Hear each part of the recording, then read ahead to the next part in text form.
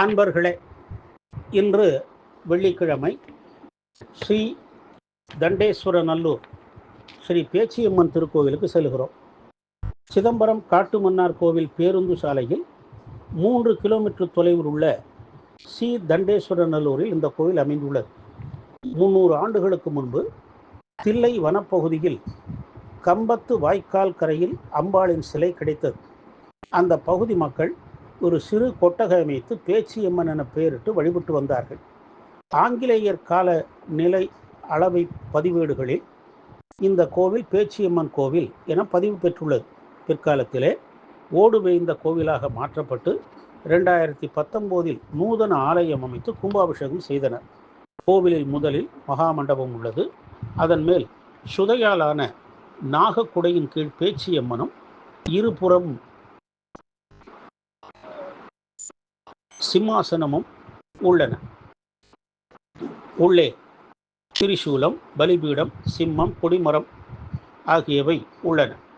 அர்த்த மண்டபத்திற்கு முன்னால் இருபுறமும் துவார சக்திகளும் உள்ளே உற்சவர்களும் உள்ளனர். கருவறையில் திரிசூலம், டமருகம், உடுக்கை, கிண்ணம் ஆகியவற்றை ஏந்தியவாறு 4 கரங்களோடு நாகக்குடையின் கீழ் கிழக்கு நோக்கி பேச்சியம்மன் திருக்காட்சி அளிக்கிறார்.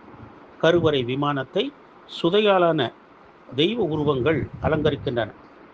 பிரகாரத்திலே காத்தவராயன், நவகிரகங்கள், விநாயகர், தட்சிணாமூர்த்தி, லக்ஷ்மி, விஷ்ணு, துர்க்கை, ஐயப்பன், சப்தகன்னியர், முருகன் ஆகியோர் தனித்தனி சன்னதி கொண்டுள்ளனர்.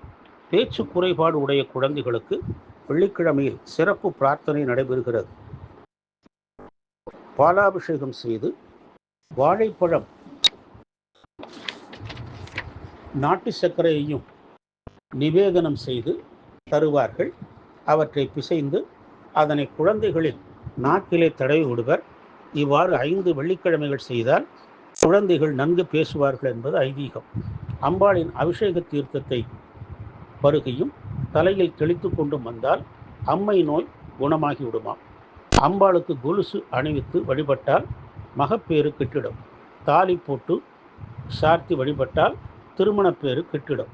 தமிழ் புத்தாண்டு நாளில் மகாபிஷேகம் நடைபெறும். வைகாசியில் 11 நாள் பெருந்திருவிழா நடைபெறுகிறது. 9 நாளும் விசேஷ அபிஷேக ஆராதனை நடைபெறும்.